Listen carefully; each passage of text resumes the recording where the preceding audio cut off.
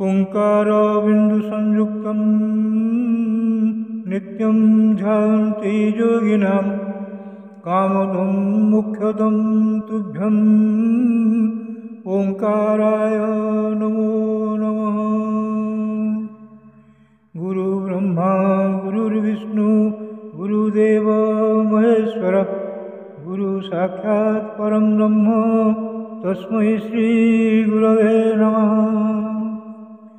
अज्ञानतिमिरान्धस्य ज्ञानाञ्जनशलाकया चक्षुरुन्मीलितं येन तस्मै श्रीगुरवे नमः।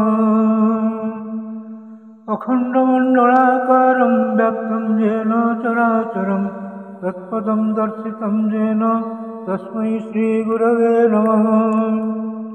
ध्यानमूलं गुरोर्मूर्ति पूजामूलं गुरोर्पदम् मंत्रमूलं गुरोर्वाक्यं मोक्षमूलं गुरोर्कृपा। ब्रह्मानन्दं परमसुखदं केवलं ज्ञानमूर्ति द्वन्द्वातीतं गगनसदृशं तत्त्वं अस्यादिलक्ष्यम्। एकं नित्यं विमलमचलं सर्वधी साक्षीभूतं भावातीतं त्रिगुणरहितं सद्गुरुं तं नमामि। मन्नाथ श्री जगन्नाथ मद्गुरु श्री जगद्गुरु मदात्मा सर्वभूतात्मा तस्मै श्री गुरवे नमः। जंगारु ब्रह्ममूर्ति प्रणवतनुधरं सर्ववेदान्तसारं भक्तानां कल्पवृक्ष भवजलतरणि सर्वतत्त्वानुतत्त्वं योगीनां हंसतत्त्वं हरिहरनमितं श्रीपति वैष्णवानां शैवानां भैरवश्च पशुपति परमशक्तितत्त्वं च शाक्तं। बौद्धानां बुद्धसाक्षात् ऋषभजतिवर जैनसिद्धान्तसारं तं देव पातु नित्यं कलिकलुषहरं नीलशैलाजिनाथम्।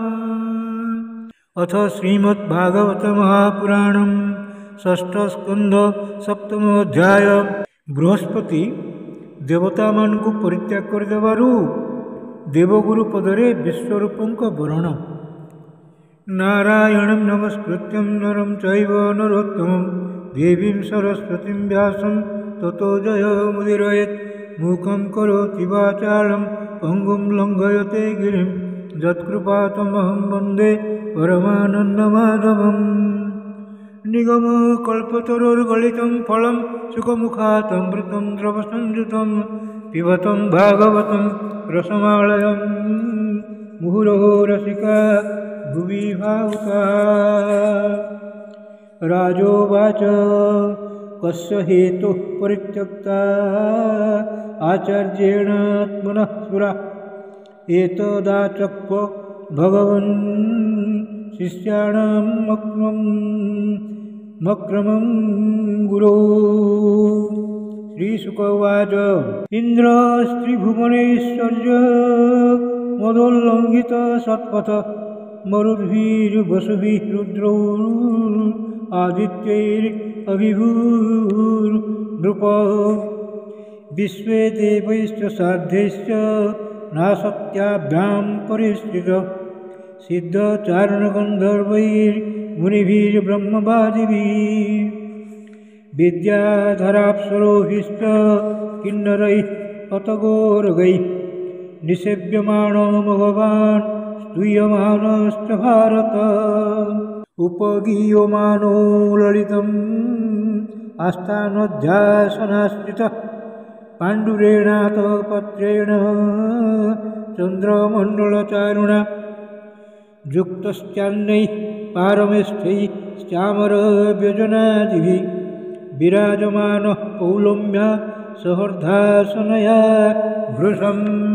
स यदा परमाचार्यं देवानात्मनात्मनश्च नाभ्यनन्दत सम्प्राप्तं प्रत्युन्ना प्रत्युत्थानासनादिभिः वाचस्पतिं मुनिवरं सुरासुरनमस्कृतं नोच्च चाळासनादिन्द्रः पश्यन्नपि सभागतम् ततो निर्गत्य सहसा कविराङ्गिररसः प्रभो आययौ स्वगृहं तूष्णीं विद्वान् श्रीमदभिक्रियाम् तर्हैव प्रतिबुद्धेन्द्रो गुरुहेळनमात्मनः गर्हयामास सदसि स्वयमात्मानमात्मना अहो बत ममा साधु कृतं वै दभ्रबुद्धिना जन्मैश्वर्यैमत्तेन गुरुः सदसि तात्कृतः को गृह्येत् पण्डितो लक्ष्मीं त्रिविष्टमपपतरेऽपि जयाहमासुरं भावं नीतोद्य विबुधेश्वरः जे पारमेष्ठं धिषणम् अधितिष्ठन्न कञ्चन प्रत्युत्तिष्ठेदिति भूयुर्धर्मं तेन परं विदुः तेषां कुपथते स्पृणां पततां तमसि यदा जे श्रद्धध्योर्वचस्ते वै भज्जन्त्यस्म प्लवायव अथाहमराचार्यम् अगाधिषणं द्विजं प्रसादयिष्ये निषठः शीर्णाः तच्चरणं स्पृशन् एवं चिन्तयतस्तस्य मघनो भगवान् गृहात् बृहस्पतिर्गतो दृष्टां गतिमध्यात्ममायया गुरोर्नाधिगतः संज्ञां परीक्षन् भगवान् स्वराट् ध्यायन् धिया सुरैर्युक्तः शर्मणा लभतात्मना तच्छ्रुत्वैवासुराः सर्व आश्रितौ शनसंवतं देवान् प्रत्युद्यमं चक्रुर्दुर्मदा तथायनः तैर्वै सृष्टेषु भीष्मै निर्भिन्नाङ्गोर्वाहव ब्रह्माणं शरणं जग्नुः सहेन्द्रा नतकन्धरा तां तथाभ्यर्थितान् वीक्ष्य भगवानात्मभूरजः कृपया परया देव उवाच परिसान्त्वयन् ब्रह्मोवाच अहो बत सुरश्रेष्ठा यभद्रं वः कृतं महत् ब्रह्मिष्ठं ब्राह्मणं दान्तं मैश्वर्यं नाभिनन्दत तस्याय मनयस्यापि परेभ्यो वः पराभवः प्रक्षिणेभ्य स्ववैरिभ्य समृद्धानां तजत्सुरः मघवन् द्विशतः पश्च प्रक्षिणान् गुर्वति क्रमात् सम्प्रत्युपतितान् भूय काव्यमाराध्य भक्तितः आददीरन्लयं न ममामि ममापि भृगुदेवता तिविष्टपं किं गुणयन्तु भेद्य मन्त्रा भृगूणामनुशिक्षितार्था न विप्रगोविन्दकवीश्वराणां भवन्त्यभद्राणि नरेश्वराणां तद्विश्वरूपं भजतासु विप्रं तपस्विनं त्वाष्ट्रं तथात्मबन्तं सभाजितोऽर्थान् सविधास्यते वो यदीक्षमिष्व ध्वमुचाश्च कर्म श्रीशुक उवाच त एव मुदिता राजन् ब्रह्मणा विगतज्वरा ऋषिं त्वष्ट्रमुपव्रज्य परिष्वज्येदमं ब्रह्मन् देवाऊचुः वयं ते तीर्थय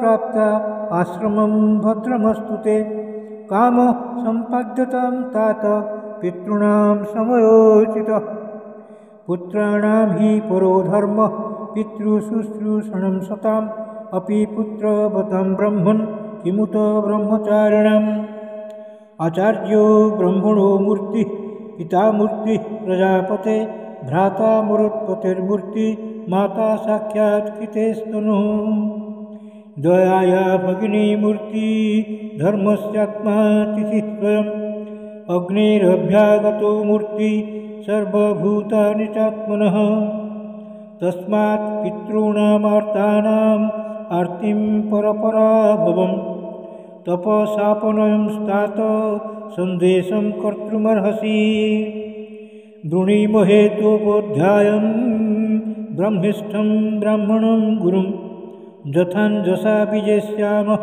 सपत्नां स्तव तेजसा न गर्हयन्ति ह्यर्थेषु जविष्ठाङ्घ्रविवादनं छन्दोभ्यो अन्यत्र न ब्रह्मन् वयोज्येष्ठस्य कारणम् ऋषिरुवाच अभ्यर्थित सुरगणैः पौरोहित्ये महातपः स विश्वरूपस्थानाः प्रसन्न लक्ष्मया गिरा विश्वरूप उवाच विगर्हितं धर्मश्ले ब्रह्मवर्चोपव्ययं कथं नो मद्विधो नाथ लोके शैराभियाचितं प्रत्याख्यास्यति तस्शिष्य स एव स्वार्थमुच्यते अकिञ्चनानां हि धनं शिलुण्ठनं तेनेह निर्वर्तित साधु सत्क्रियः कथं विगर्ह्यं नु करोम्यधीश्वरः पौरोधसंहृष्यति येन दुर्मतिः